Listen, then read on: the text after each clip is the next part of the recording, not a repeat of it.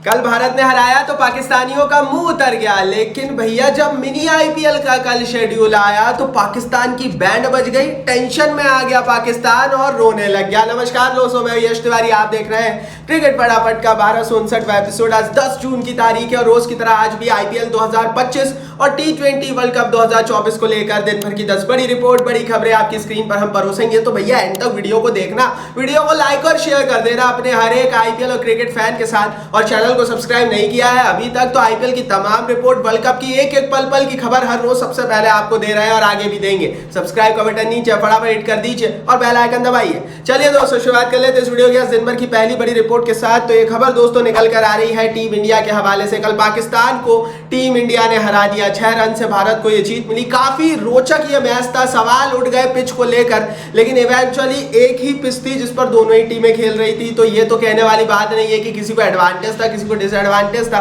लेकिन इतना जरूर है दोस्तों कि ग्रुप ए में अब भारत प्लस 1.4 के नेट रन रेट और टोटल 4 अंकों के साथ टॉप कर चुका है। और टेबल की परिस्थिति अभी की स्थिति में देखने के बाद अब ऐसा लग रहा है कि भैया भारत के लिए यहां से क्वालिफिकेशन काफी ज्यादा क्लियर रहेगा।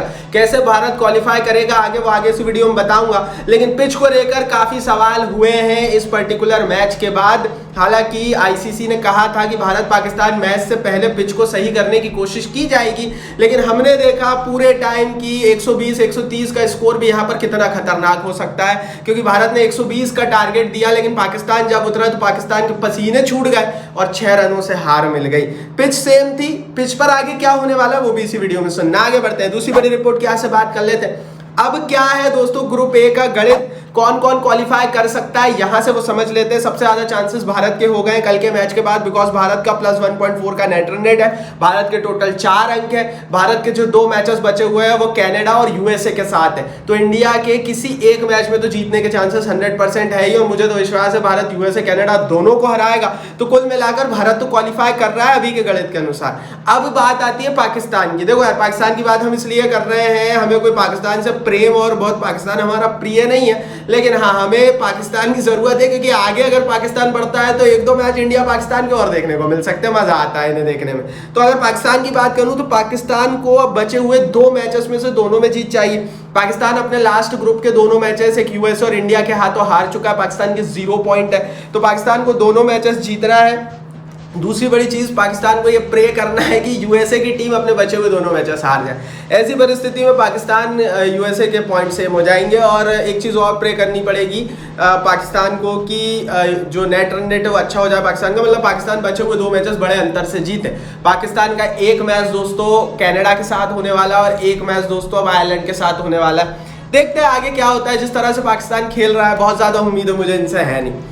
आगे बढ़ते हैं दोस्तों, आप बताओ कमेंट बॉक्स में कि ग्रुप ए से 2 टीमें आगे सुपर 8 में कौन कौन सी जाएगी, इंडिया के साथ कौन साथीदार होगा, बताओ अपनी राय। आगे बढ़ते हैं, तीसरी बड़ी रिपोर्ट की बात कर लेते हैं। सभी ग्रुपों की स्थिति अब हम देख लेते हैं फटाफट। कल के मैच के बाद ग्रुप ए में इंडिया टॉप है, यूएसए नंबर 2 पर आ गया है। ग्रुप बी में स्कॉटलैंड टॉप कर गया, कल स्कॉटलैंड जीत गया था, ऑस्ट्रेलिया नंबर 2 पर आ गया, लेकिन मेरे हिसाब से ये बहुत क्षणिक भर के लिए है। ऑस्ट्रेलिया के आने वाले मैचेस, सभी ऑस्ट्रेलियन मैचेस कम खेले हैं। ग्रुप सी में अफगानिस्तान टॉप करा है, वेस्ट इंडीज नंबर 2 पर है। तो वही ग्रुप डी में साउथ अफ्रीका टॉप पर है, बांग्लादेश नंबर 2 पर है, श्रीलंका 2 में से 2 मैच हारकर शायद जो उम्मीद थी उससे विपरीत खेल रहा है, क्योंकि श्रीलंका से मुझे ये उम्मीद नहीं थी। मुझे लग रहा था बांग्लादेश खराब खेलेगी, लेकिन लंका खराब खेल रही है। बाकी देखते हैं दोस्तों कौन आगे बढ़ता है। मैं अभी भी यही मानता हूं कि ग्रुप ए से मुझे ऐसा लगता है पर्सनली कि इंडिया और पाकिस्तान के चांसेस अब कम है, लेकिन हो सकता है आगे जाकर पाकिस्तान कर ले।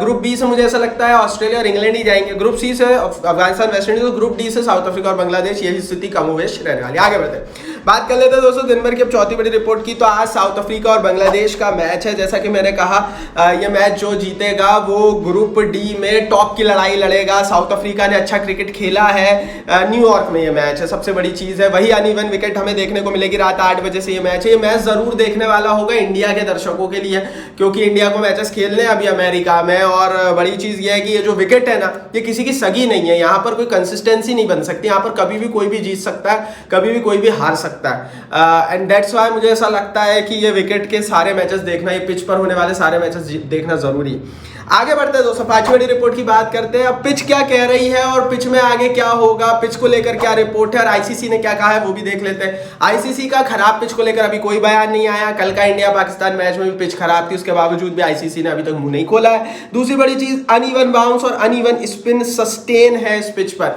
मतलब जो सोचा गया था कि ये पिच अच्छा खेलेगी वैसा हुआ नहीं है। अभी भी ये अनइवन स्पिन और बाउंस लेकर आ रही है। इसका मतलब साफ है कि आगे जितने भी मैचेस होते हैं अनप्रेडिक्टेबल ही न्यूयॉर्क की विकेट पर होंगे। तीसरी बड़ी चीज है कि हो सकता है कि ऐतिहासिक रूप से ये विकेट ऐसा ही रहे, मतलब जब भी इस विकेट पर मैच हो तो ये यहाँ की कंडीशन या कह लो कि यहाँ की एक यूनिक चीज ये हो जाएगी कि यहाँ का विकेट ऐसा खेलता है। हो सकता है आईसीसी इस विकेट को सही करार दे दे और ऐसी परिस्थिति में ये विकेट हो सकता है हमेशा ही ऐसा खेलेगा। लेकिन जो सबसे बड़ी खराब बात इस पिच को लेकर आ रही है वो अनइवन बाउंस है। इस पिच को आईसीसी ने डेंजरस करार दिया है। क्यों? क्योंकि कभी इसमें इतना बाउंस मिलता है कि बल्लेबाज चोटिल हो सकता है। तो मेरे हिसाब से स्कोर, छोटा स्कोर की पिच हो, बड़े स्कोर की पिच हो, वो कोई मायने नहीं रखता, लेकिन ये जो डेंजरस पॉइंट है इसको खत्म करने की जरूरत है। आगे बढ़ते हैं, बात करते हैं दिन भर की छठी बड़ी रिपोर्ट की। तो भैया ये आ रही है आईपीएल के रिटेंशन के हवाले से बहुत बड़ी खबर। देखो यार, मैंने आपको पहले बताया था 3+1 रूल के तहत रिटेंशन हो सकता है, जिसके तहत हर टीम को मेगा ऑक्शन से पहले अधिकार होगा कि वो 3 खिलाड़ियों को रिटेन करेगी और एक खिलाड़ी के ऊपर नीलामी में आरटीएम कार्ड का इस्तेमाल करेगी। अब ये जो नियम है इसमें फॉरेन खिलाड़ी कितने रिटेन होंगे इसको लेकर भी कैप लग सकता है। रिपोर्टेडली हर टीम के पास एक, कम से कम एक और ज्यादा से ज्यादा 2 विदेशी प्लेयर को रिटेन करने का अधिकार होगा। तो कुल मिला के हर टीम 3+1, 3 रिटेंशन और 1 आरटीएम, कुल मिलाकर 4 खिलाड़ी रिटेन कर सकेगी अलग अलग रेट्स पर। इन चारों खिलाड़ियों में से 2 से ज्यादा विदेशी प्लेयर नहीं हो सकते और मिनिमम 1 विदेशी प्लेयर तो आपको रिटेन करना ही पड़ेगा। अब ये जो नया गणित फॉरेन का आया है, फॉरेन कैप्स का आया है, ये हर टीम के गणित को चेंज करेगा। क्यों? इसका एग्जांपल देता हूं। जैसे आरसीबी की टीम हो गई, अब आरसीबी की टीम जो 3 खिलाड़ियों को रिटेन करेगी, आरसीबी सोचेगी कि उसमें 2 इंडियन हो। जैसे आरसीबी विराट कोहली को रिटेन करेगी, अब फाफ डू प्लेसिस को रिटेन करेगी।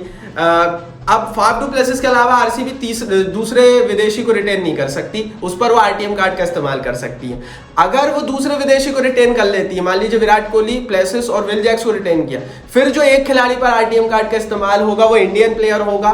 और ऐसी स्थिति में या तो सिराज या पाटीदार, इन दोनों में से किसी एक को आरसीबी को चूज करना पड़ेगा। तो हर टीम का गणित होगा, आप हर टीम पर अप्लाई कर देखना कि 3 रिटेंशन है, 1 आरटीएम कार्ड है और 2 से ज्यादा, 1 से कम विदेशी रिटेन नहीं हो सकते। तो आपको समझ में आ गया, तो बड़ा पेचीदा हो गया। और फिर कई बड़े बड़े प्लेयर्स नीलामी में दिखेंगे, कई बड़े बड़े इंडियन प्लेयर्स नीलामी में दिखेंगे, ये बात जरूर देख लेना आप। तो कई बड़े भारतीय खिलाड़ी इस नियम के आने से नीलामी में दिखने वाले हैं। डिटेल में समझा दिया, बाकी इस पर आगे और वीडियोस बनाएंगे। आगे बढ़ते साथ ही बड़ी खबर की यहाँ से बात कर लेते हैं। मिनी आईपीएल का शेड्यूल आ गया, पाकिस्तान की पेट में दर्द हो गया और बड़े आईपीएल को भी थोड़ी सी कह ले कि हल्का सा डेंट लग गया। क्या है पूरा समझ लेता है। S20 जिसको मिनी आईपीएल कहा जाता है, जिसमें आईपीएल के मालिकों की ही टीमें खेलती हैं, सेम जर्सी में लगभग खेलती है, सेम नामों के साथ खेलती है।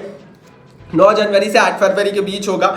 पीएसएल को अब आईपीएल के साथ कराना ही पड़ेगा, क्योंकि या तो आप पीएसएल को S20 के साथ कराओ। अगर आप पीएसएल को S20 के साथ कराते हो तो पीएसएल फ्लॉप ज्यादा होगा, क्योंकि कमोवेश S20 और पीएसएल के जो प्लेयर्स होते हैं वो लगभग सेम होते हैं।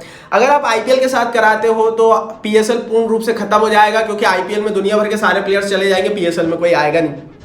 पीएसएल फंस गया है। अच्छा, फरवरी से मार्च अप्रैल के बीच आप पीएसएल करा नहीं सकते, क्योंकि उस बीच चैंपियंस ट्रॉफी होनी है 2025 की, जो कि रिपोर्टेडली स्टेज की जाएगी पाकिस्तान में। तो कुल मिलाकर गणित ये कहता है कि S20 का ये जो शेड्यूल आया है 9 जनवरी से 8 फरवरी वाला, इसने पाकिस्तान की बैंड बजा दी है। एक तो ये लोग मैच हारे और इसके आने के बाद ये लोग रो रहे होंगे, क्योंकि पीएसएल से ले देकर ये कुछ जीत तो जाते थे। एक ही जगह है जब पाकिस्तानी प्लेयर्स जीतते हुए मुझे दिखाई दिए, वो पीएसएल है, क्योंकि कराची और लाहौर का मैच होता, कोई ना कोई तो जीतेगा। आगे बढ़ते हैं दोस्तों, यहाँ से बात करते हैं दिन भर की 8वीं बड़ी रिपोर्ट की। तो 3 आईपीएल खिलाड़ी यूएसए की टीम में है। यूएसए को कम आंकने की गलती ना करें। एक बार आप कनाडा को कर सकते हो, लेकिन यूएसए को नहीं। इन्होंने पाकिस्तान को हराया, ये अपनी धरती पर खेल रहे हैं। इनके पास बहुत सारे ऐसे प्लेयर्स हैं जो भारत से गए हुए हैं और बहुत अच्छी गेंदबाजी कर रहे हैं। विकेट न्यूयॉर्क की रहेगी, तो अनइवन विकेट है। कोरी एंडरसन आपको याद होगा, मुंबई इंडियंस में खेला करते थे, न्यूजीलैंड से आते थे पहले, अब यूएसए की टीम का हिस्सा है। हरमीत सिंह एक जमाने में 2013 में राजस्थान रॉयल्स की टीम में खेला करते थे, अच्छे बॉलर थे, इस समय यूएसए की टीम का हिस्सा है। और उसके अलावा ए खान दोस्तों केकेआर की टीम में 2020 में बिके थे। हालांकि उसके बाद वो उनको मौका नहीं मिला और वो नहीं खेल पाए, लेकिन जाहिर है वो उनके पास भी काफी अनुभव है सीपीएल का और आईपीएल के भी ड्रेसिंग रूम का।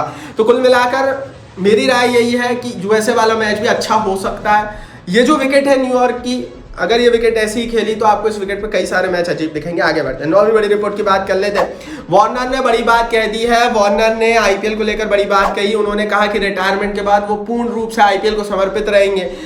यहां से एक हिंट मिल रहा है आईपीएल के सेंट्रल कॉन्ट्रैक्ट के हवाले से। पिछले साल भी ये बातें हुई थी कि आईपीएल में सेंट्रल कॉन्ट्रैक्ट आ सकता है, जिसके तहत खिलाड़ियों को साल भर का कॉन्ट्रैक्ट दिया जाएगा, जिसमें प्लेयर आईपीएल के टाइम उपलब्ध रहेगा। दुनिया की दूसरी लीग विदेशी खिलाड़ी नहीं खेलेगा, सिर्फ आईपीएल खेलेगा और इंटरनेशनल क्रिकेट खेलेगा। और वार्नर ने यहां से कह दिया है कि रिटायरमेंट के बाद हो सकता है वो सेंट्रल कॉन्ट्रैक्ट भी ले ले किसी भी टीम का, जिसके तहत वो सिर्फ आईपीएल खेलेंगे, साल भर आईपीएल के लिए उपलब्ध रहेंगे और दुनिया की दूसरी लीग खेलेंगे नहीं। रिटायरमेंट ले चुके होंगे तो इंटरनेशनल क्रिकेट भी नहीं खेलेंगे। तो वार्नर शायद पहले खिलाड़ी हो सकते हैं जो आईपीएल का पहला एनुअल सेंट्रल कॉन्ट्रैक्ट उठाएं। कितने का होगा, क्या होगा, आगे बताएंगे। आगे बढ़ते हैं, 10वीं बड़ी रिपोर्ट क्या से बात करते हैं। नसीम शाह रोते हुए नजर आया। कल पाकिस्तान को हार मिल गई भारत के हाथों। काफी इंटरेस्टिंग मैच था, आखिरी ओवर तक, इवन आखिरी गेंद तक वो मैच गया और वो देखने में बड़ा इंटरेस्टिंग था, क्योंकि भारत पाकिस्तान मैच जब क्रंच होते हैं ना, तो रात का 1 बजा हो या रात के 4 बजे हो, कुछ भी नहीं सूझता। नसीम रोते हुए नजर आया। मैच के बाद बल्ला लेकर वापस लौटते हुए नजर आए। मैच इंटरेस्टिंग था और इस मैच के लिए लाइक बनता है। ये 3 दिन में की 10 बड़ी खबरें। इस वीडियो को लाइक और शेयर कर दो भाई अपने हर एक आईपीएल क्रिकेट फैन के साथ, वर्ल्ड कप फैन के साथ, टीम इंडिया फैन के साथ। चैनल को सब्सक्राइब नहीं किया तो सब्सक्राइब का बटन नीचे फटाफट हिट करके बेल आइकन